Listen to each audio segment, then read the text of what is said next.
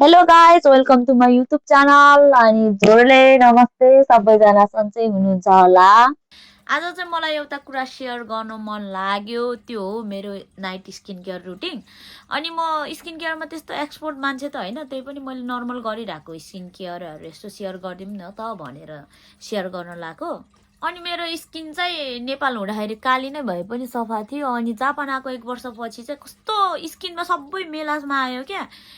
सायद नाइट काम गर्थ्यो, नाइट काम प्लस अब सुत्ने खानेको टाइम नमिलेर पनि होला, अनि पानी पर्छ जस्तो पिउने पनि थिएन, त्यही भएर हो कि किन हो सबै मेलाजमा आइरहेको थियो। अनि मैले चाहिँ पछि जाँदै गएन, त्यो जाँदै नजाँदो रहेछ आएपछि। अनि बिस्तारै स्किन केयर गर्न लाग्यो, अनि गर्दै गर्दै जाँदाखेरि अलिकति अहिले चाहिँ केही हटसम्म चाहिँ भएको छ। ल है त गाइज, मिठो मिठो गफ गर्दै मसँग सँगै स्किन केयर गरौँ।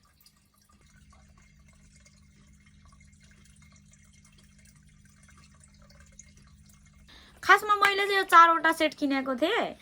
अनि मोइस्चराइजर, सेरम, टोनर अनि चाहिँ ऱ्यापिङ मास्क। अनि त्यतिखेर चाहिँ ठ्याक्क गिफ्टमा चाहिँ यो 2वटा पनि आएको थियो, यो रेटिनल र अनि यो चाहिँ क्लिन्जिङ ओइल।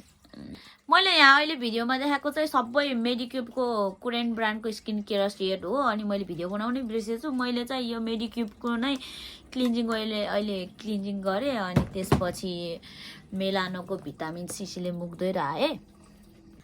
अनि त्यसपछि म मेरो मुखमा अब यो एप्लाई गर्न जाँदैछु, कोलाजेन टोनर। यसमा चाहिँ तिर्बल टाइपको कोलाजेन मिक्स भएको हुनाले हाम्रो स्किनलाई हाइड्रेट, ग्लो अनि ग्लासी स्किन बनाउन हेल्प गर्छ। मैले चाहिँ यो रिकमेन्ड गर्छु, मलाई चाहिँ राम्रो गरिरहेको छ। मैले चाहिँ टोनर एप्लाई गरिसकेँ, अब यो सेरम एप्लाई गर्छु है त।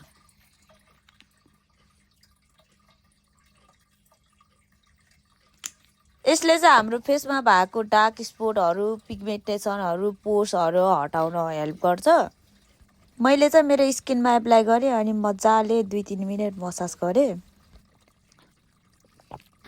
अब म मेडिक्युबको कोलाजेन जेली क्रिम एप्लाई गर्न जाँदैछु।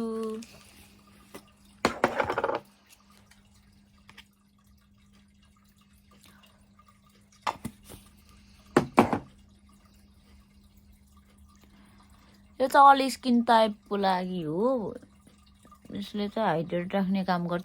म चाहिँ सबै दिदीबहिनीहरूलाई स्किन केयर गर्न एकदम एकदम एकदम रिकमेन्ड गर्छु, किनकि मैले पनि पहिला स्किन केयर गर्ने थिएन। अनि मेरो स्किन चाहिँ यस्तो ड्यामेज भएको थियो, अहिले पनि त्यस्तै नै छ कि, बट पहिलाको भन्दा चाहिँ अलिकति इम्प्रुभ भएको छ। हरेक कुराहरू चाहिँ बिग्रिसकेपछि अनि बिग्रिएपछि पछि गएर बनाउँछु, पछि गएर राम्रो हुन्छ कि भन्यो भने चाहिँ नहुँदो रहेछ क्या। अनि यस्तो यस्तो कुराहरूले चाहिँ मलाई कस्तो रिग्रेट फिल गराउँछ क्या अहिले चाहिँ मैले गरेको कुराहरू।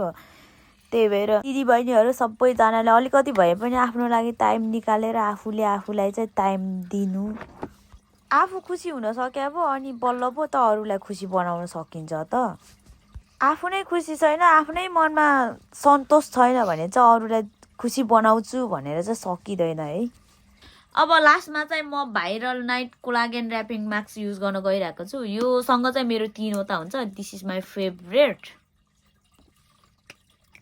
यो मास्क चाहिँ होल फेसमा एप्लाई गर्ने अनि 5 मिनट जति ड्राई हुन दिने, अनि त्यस्तै नै सुत्ने हो। अनि भोलि बिहान उठेर निकाल्दाखेरि चाहिँ यस्तो कस्तो स्किन कस्तो ग्लो हुन्छ, अनि ग्लासी टाइपको देखिरहेको हुन्छ क्या, कस्तो राम्रो हुन्छ एकछिन भए पनि। अनि कोरियनहरूको स्किन कस्तो राम्रो हुन्छ नि त, ग्लो ग्लासीवाला त्यस्तै नै हुन्छ। हाम्रो स्किन टेक्सचर अब त्यस्तो नभएर होला, अब त्यस्तो साह्रो चाहिँ हुँदैन, तर अरू बेलाको भन्दा चाहिँ अलिकति ग्लो पनि हुन्छ प्लस ग्लासी पनि हुन्छ, अनि स्मुदी अनि सफ्ट हुन्छ क्या।